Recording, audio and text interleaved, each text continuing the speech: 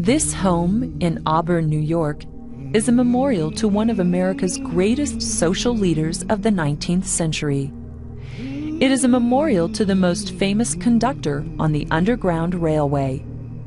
It is a memorial to Harriet Tubman. The Underground Railroad arose in pre-Civil War America and was a secret passage organized by Northern abolitionists to help escaped slaves come from the South to northern free states and Canada. A typical route of the Underground Railroad would be from Maryland north to Delaware. From Wilmington, Delaware, fugitives traveled to Philadelphia, where sympathetic Quaker families hid the ex-slaves, fed and clothed them, and sent them north to New York.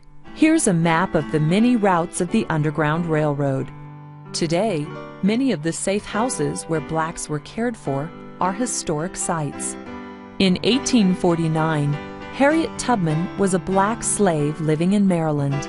Afraid that she would be sold into the Deep South, she used the Underground Railway to escape to New York. A year later, she returned to Maryland and freed her sister and her 2 children. From then on, there was no stopping this courageous woman from becoming the most famous conductor of the Underground Railroad. In all, Tubman made 19 trips to slave states.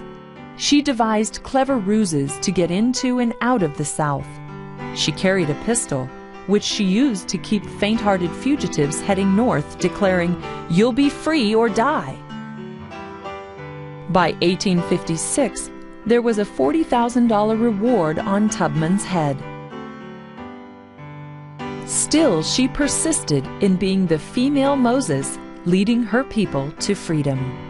During the Civil War, Harriet Tubman worked for the Union as a nurse and even a spy. When the war was over and blacks were free, Tubman returned to her home in Auburn, where she continued her involvement in social issues such as the women's rights movement. She died at her beloved home in Auburn on March 10, 1913, at the age of 93.